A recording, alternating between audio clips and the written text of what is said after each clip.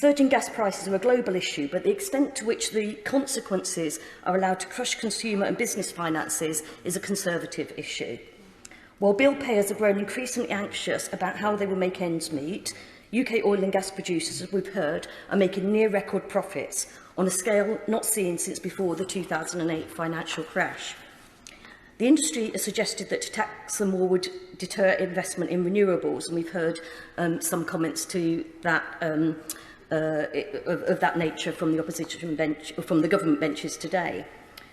But the fact is, the UK is one of the most profitable countries in which they operate because of the favourable tax environment. Despite David Cameron's pledge to leave the greenest government ever, measures introduced by his Chancellor mean that many of the oil and gas companies have paid negative tax in recent years. And despite our commitments at COP, oil and gas producers are rushing to take advantage of this, determined to exploit to the max what's left of our fossil fuel reserves, instead of doing as we should be doing and keeping it in the ground. And it's not just environmentalists that say this. There's a very sound business case if you listen to people like Lord Adair Turner. The current regime just cannot be reconciled with our climate commitments.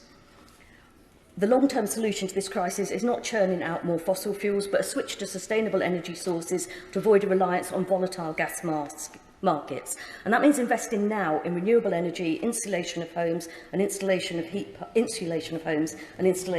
pumps, rather than kicking the can down the road as this government has done with its net zero strategy.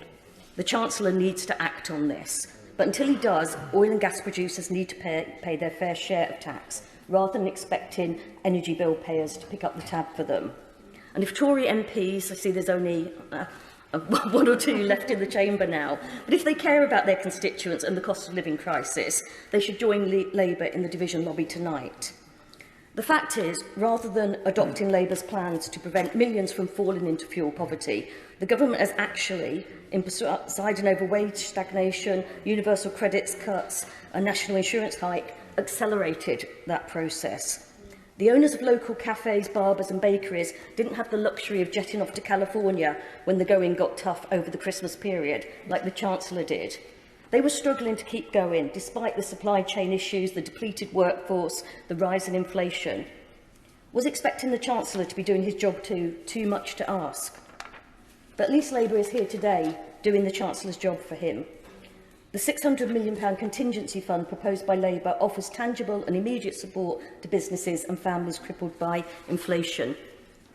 Our plan to cut VAT on energy bills, which incidentally is something the government used in the referendum campaign as a reason to support Brexit, and to roll out targeted support would take hundreds of most households' monthly costs.